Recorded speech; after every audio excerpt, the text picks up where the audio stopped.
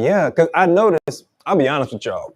Recently, I've been practicing what I preach, so to say, and out of both desire and out of desire and just one thing I've noticed, one thing you'll find is that when God places a revelation on your heart about something, you don't have to really make an effort to obey. He empowers you to obey.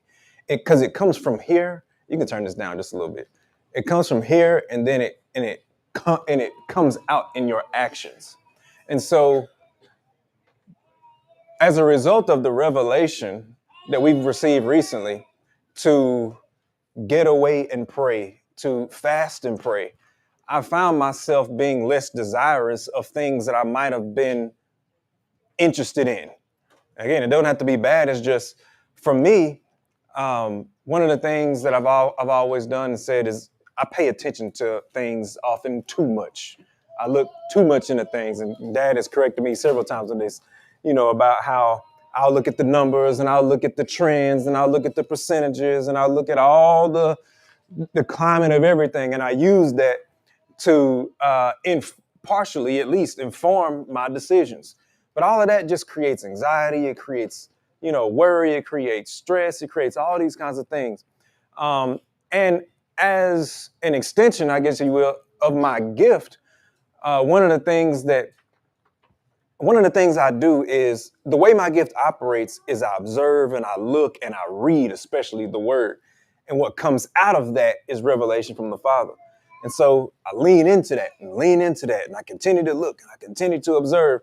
One of the things I'm finding out recently is God is doing is saying, hey, hold on. Trust me here.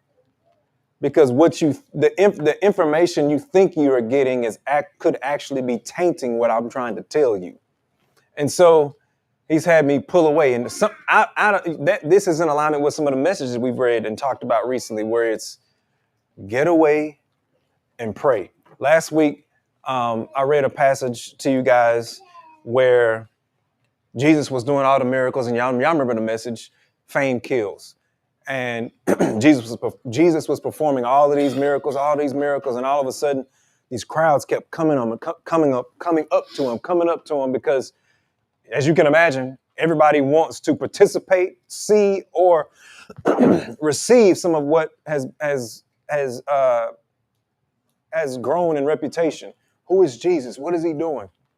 What can he do for me? And so the revelation of that is, and just briefly, is that Jesus knew when his time to be exalted was.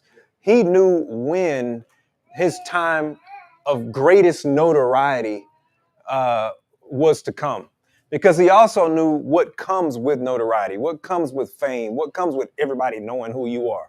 And every time let me not get ahead of myself. He knew what came with that. And he knew if too much notoriety came, then so would come persecution, so would come attacks, would come several things after that. And so until the time and the season came, he would get away. Secondly, and it's hard to talk about Jesus this way because we understand him to be the perfect Son of God, the perfect Son of Man. But you got to understand he had flesh. He had flesh. And I'll never be able to understand, because I'm not God, how God in flesh experienced, felt, and dealt with the temptations of the flesh. I don't know how to describe what that feels like, to have the perfect antidote to the temptations of the flesh. But I believe it's safe to say that because he was in flesh and he felt pain, that all of those emotions and senses would include temptation. In other words, a provocation to do something contrary to what he was sent here to do. I would imagine Jesus felt that. Exactly. So, exactly. We know he was tempted, but what I'm saying is when we're tempted, it makes some kind of inroads. Does that make sense? It does something to us because we're not God. And so we may be tempted to retaliate, and then you pair that with an imagination to do something before you say, no, I shouldn't do that. Holy Spirit, help. Does that make sense? It's like we're inclined to want to to want to do what that suggestion is because of how we are predisposed prior to salvation. Jesus is different. I'm wondering if he, in his perfect spiritual nature, that temptation was there, but it just didn't make it anywhere. You see what I'm saying? It's like it's like the instance it popped up, it went away. It doesn't mean it wasn't there. Anyway, I'm getting kind of those are the kinds of things I'm thinking about. I think about with Jesus. And so we know that temptation was in him, or rather came towards him. And he understood, this is the thing, he understood what his flesh would feed off of. He understood, remember we read the scripture, to he who sows to the flesh will reap of the flesh corruption. He understood what fed it, what sowed to it. He understood if he saw a situation coming where people were about to lift him up before his time, where fame would come, where his flesh may even like it. He knew in that moment and in that season, I need to get away and I need to pray. Because if I stay here, my flesh might be incentivized, provoked, tempted to do something that it's not supposed to do, to be somewhere it's not supposed to be. And so Jesus got away and he prayed. For us, the way we approach, the way we handle this, what we learn from this is we should understand ourselves, first of all. You hear different people say at different times, I never dealt with that or struggled with that, but I did with that. Or that was my issue, or that was the temptation that the enemy got me with. And we know we're pre-positioned for that based on oftentimes the lives we live, how we were hurt and harmed, or what we were exposed to at a young age. Because of that, it makes us more susceptible to certain things than others. And we understand this because we've been healed. We've been healed from it. So we also understand, don't put yourself in the situation to be compromised. Don't allow yourself to get to a situation. If you've dealt with, pornography or lust or anything like that, don't partake in the gateway drug, so to say, that will lead you down the road or path of something that your flesh is hard can't resist. The answer to all of that is what Jesus did. He got away to pray. He got away to pray. He got away to pray. It's the same message or principle as this kind goes. You only have authority over this kind, but by fasting and by praying. So for me, I pray that we all have been practicing this. And for me, one of the things is so funny. I told Brittany, I said, man, she ain't here. Elijah's had a temperature this morning, or has had the past couple of days. But I said, Brittany, I said, do you remember the days when I would just be stuck on that computer? Like, do you remember that? She's like, boy, do I? I mean, literally, there are times when, was I working? Yeah. I made every reason why I should be doing what I was doing. I was working. I was providing for, doing whatever it took to provide for the family. But I was right there and I was absent in a lot of ways from absent even while present, because I was so engaged in what my flesh was trying to build. I was so engaged in it.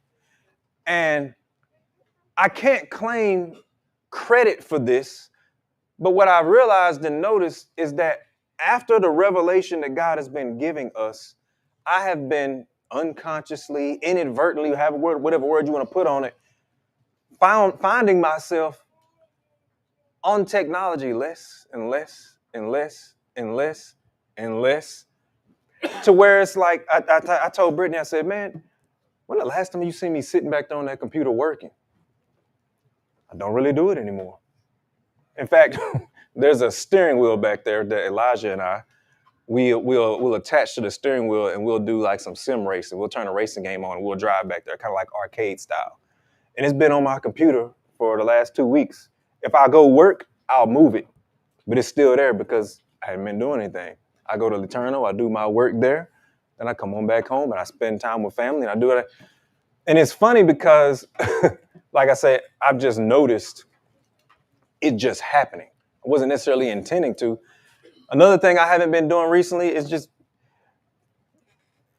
engaging with social media the way I once did. And I can't even say I even know what to make of it other than I look at it and I told my siblings the other day, I'm like, man, it disgusts me because it's all fake.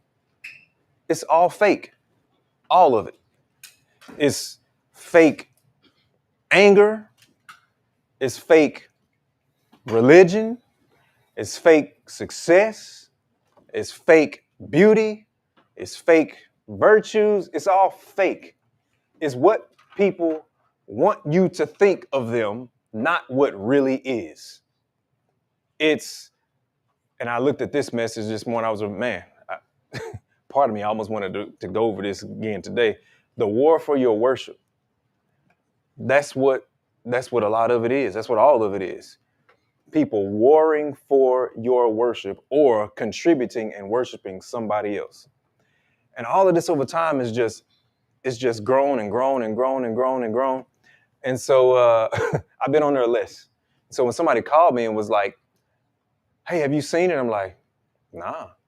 I got a couple of notifications because somebody was tagging me as a photographer to potentially take the place of the photographer that people are abandoning. And for those who hadn't heard, Life Touch is a photographer who has a contract with a lot of schools in the area. And their parent company is Shutterfly, which was acquired by I forget the other company's name some time ago.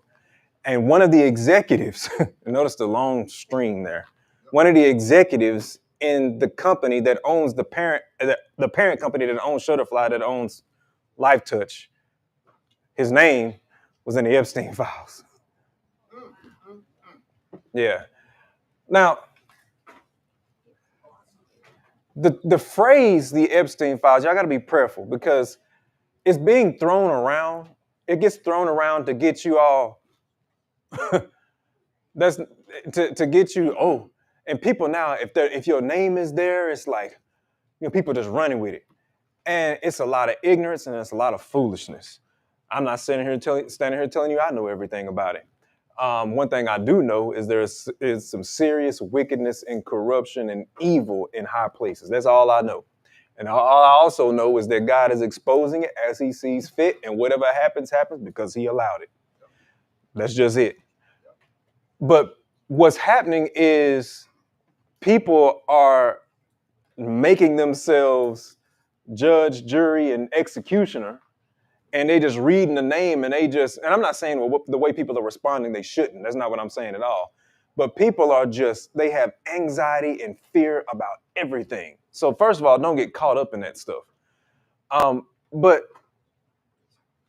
they're responding to it, and parents are calling schools, and schools are disassociating themselves because of a man who was in the parent company of the company that bought Shutterfly, Life Touch. But you can understand how somebody might be upset at that, because here it is, you're a company responsible for taking photos of our children. And if even the slightest thread or connection to child trafficking and all sorts of inappropriate behavior is disgusting. And so people are rightfully abandoning this stuff.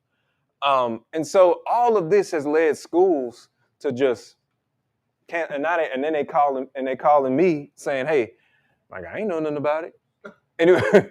And what's funny is, in full transparency, when I first heard it, my flesh said, ooh,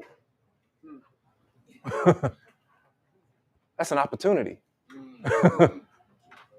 And it went into this, because I'm gonna tell you what I've been doing recently, and I'm just sharing from the heart for right now, as I always do, frankly. But recently, one of the things I've discovered and realized is what I had been doing was because I was being driven by my flesh, not because I was being led by the Spirit.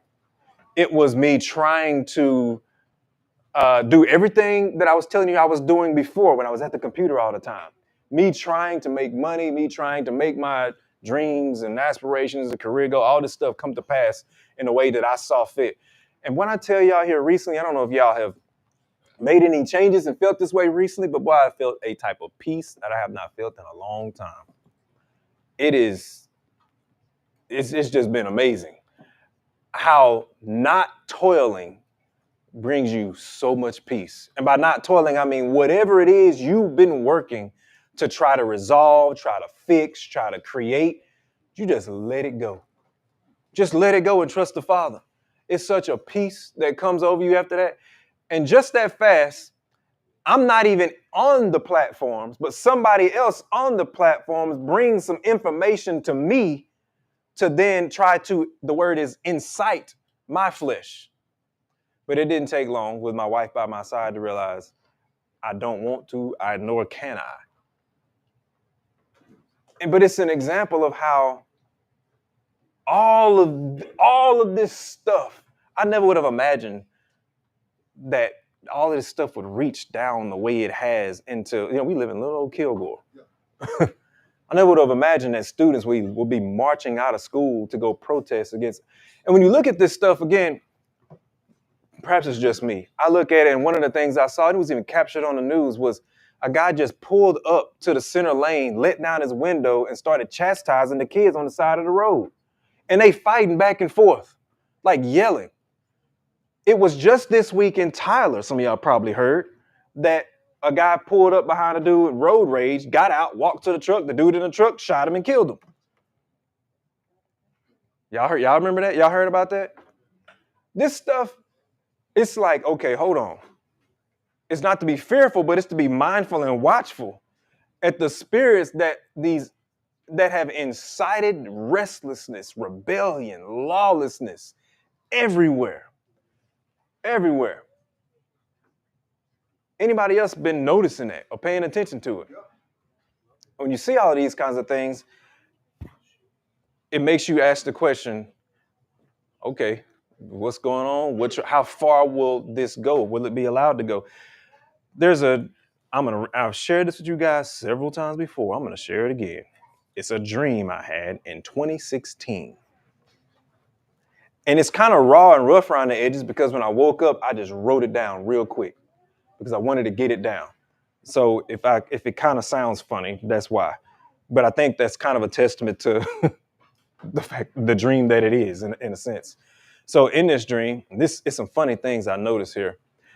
It was on election morning of 2016. So it was the morning before Donald Trump was elected to his first term. Nobody knew who was going to be the president when the Lord showed me this. Brittany and I were walking down the street to get to a house that was on the next street. Behind us was a house that was painted red, and in front of us was a house painted with blue stripes. And these houses were shouting and yelling back and forth to each other. This is 2016. And I realized that by the time I got to this blue house that I was walking by, what I thought was a Crips house. We heard Bloods, Crips, that sort of thing. But this was the representation that I saw in the dream. In my hands, I had this red, I can call it an orb. It was like a red, it looked like a giant ornament is what it looked like. And I had it in my hand and I hid it because of where I hid it, seeing the fighting that was going on. I hid this red ball that was in my hand until I got in the house. And when we got in the house, we looked out the window, which was a bay window. And to our left, a light dirt guy started yelling at the house that we had just passed. And I watched as one of the dark dirt gang members grabbed a shovel and went to the door yelling at the light dirt guy. Then he opened the door and the white guy fell to his knees and he hit his head and the other guy hit the guy's head with a shovel. This is 2016 when I'm seeing this. Now in retrospect, or a few days after that, I realized that red ball I was carrying represented the presidential party that was about to win. And everything that I saw after that was what was to be as a result of that. So in 2016, what I saw was that essentially that Donald Trump was about to be president and that it would set in motion a conflict that would lead to extreme violence. Again, this is, and I should tell you this all the time. This is almost, no, wait. This is 10 years ago now. 10 years. I'm sitting there like, that's a long time. So I kept looking. A fight broke out in the front yard, and Brittany and I moved out of harm's way. And then soon after, another guy that was wearing a blue shirt came and then took Brittany away, and I began fighting and pleading because she was pregnant in my dream. I don't know if she was for real. She probably was. But they didn't care. They took her captive, and for a season, I couldn't find her. After this, I noticed that the guy started aiming a shotgun at me to wound and kill me. So I kept running throughout this house, inside this house with the blue and white stripes on it. After things quieted down, I tried to get out to find Brittany, but the guy in the blue shirt woke up from out of the bed I was trying to pass. Dreams are weird. Evidently, he was sleeping in his room, and I was trying to sneak by. He woke up, and then he slowly came after me with several sharp objects. He then started trying to shoot me from several positions with a shotgun, but I got away after tussling, and I ran down the road a little ways. He slowly came after me as I backed away with him in view. So I'm backing up, and he's coming after me like this with the house on the other side of him. And then, get this, in this dream, Uncle Larry shows up. Uncle Larry shows up, and he, without me saying anything, sensed my distress, and he, the next part was kind of brutal. He grabbed an axe, and then he started threatening the person that was coming after me with the axe, and he did more than threaten. Then Uncle Larry ran, and I was able to grab that same axe to keep the guy away. So he still was chasing or pursuing. And then after all of this, Brittany contacted me some kind of way. We managed to get in the car and get away. At first, it was weird after this. We got in a couple of different cars, but then we got in the same car and ended up at the same place. And then Brittany had stopped to pick up Brooke. Brooke was in this vision at the end. And I looked at that, and I even told Dad the other day, I'm like, is that dream still manifesting? And if it's still manifesting, and if it's of God and it's still manifesting, when will it be over? When will it stop? At what point will it be completely in the past? Now, y'all know I never stand here and to tell you that you should govern yourselves by my dreams. That's just not anything a responsible person, pastor, or leader should ever do. Don't do it because my dream tells you to do it. But there's been so much alignment with what I've seen and what the Lord has shown and things we've seen scripturally that I have to consider what else this dream is saying and what else may be, what else is coming, and how seriously we need to take this.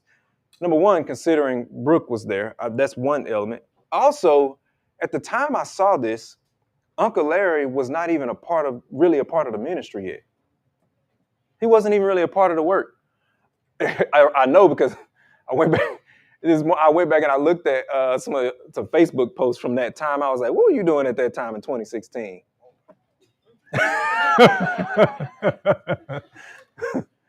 But now look, he was an integral part there, and now he's here.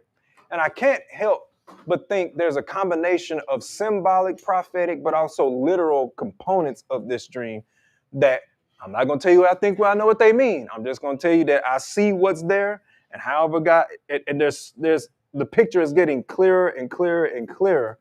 And so I'm constantly in prayer about what may be as we go forward. I'm encouraged by how we are positioned in all of this. And so knowing how violent this got and seeing how violent it has gotten in this country and looking at how people are reacting even right here, right up there at the intersection, right there is where they were. seeing some of this stuff that has happened, I'm like, Lord, what do we need to do? How do we need to continue to prepare ourselves, position ourselves, help us to stay in place, to be in place, uh, to obey. Um, I'll stop there and I will ask at this time, Latamra, is there anything that you saw that the Lord revealed to you, or anything you're aware of that that you can say that we need to pray about regarding that? I mean, very, it was very few students, but for the most part, I mean, we were instructed to kind of stay out of the way of it, like don't condone it, don't tell them they can't do it, kind of thing. Because there's so many schools that have been doing it, DEA got involved.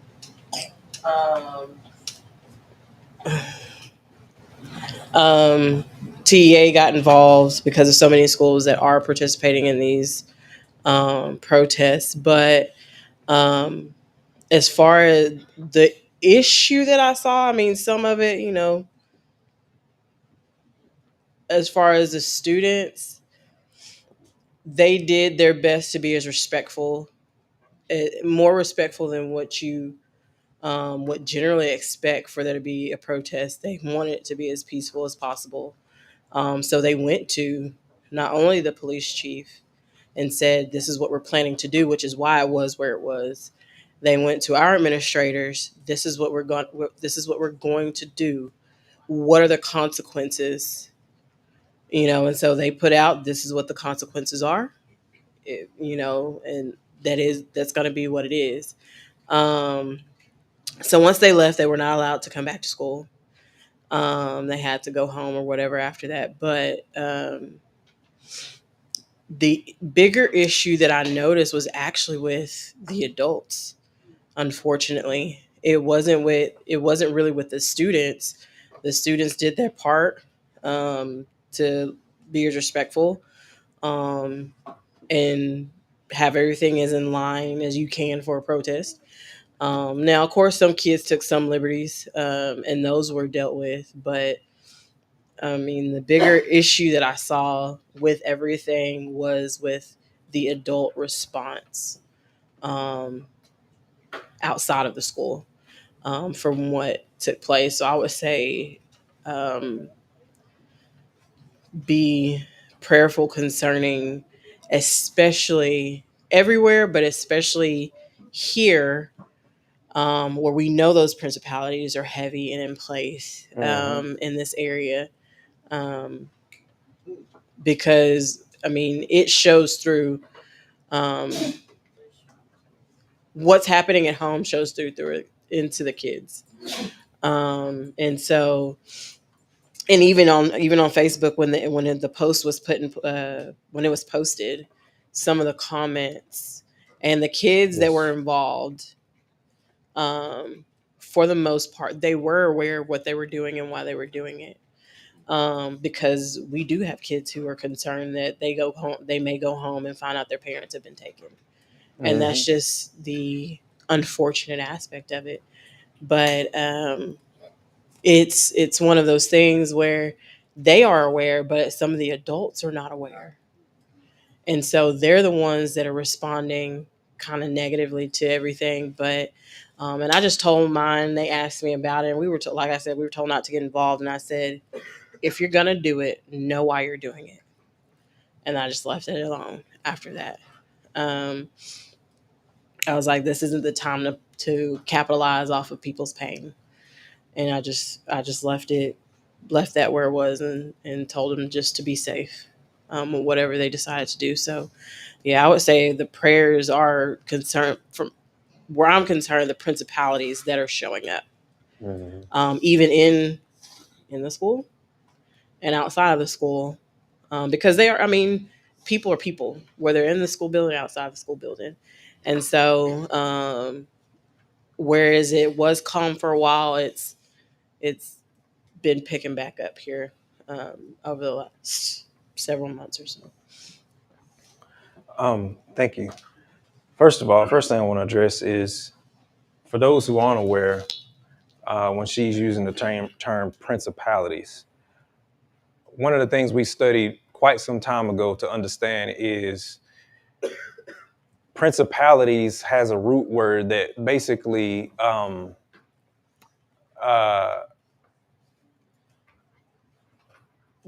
tells you about who they are, what they do.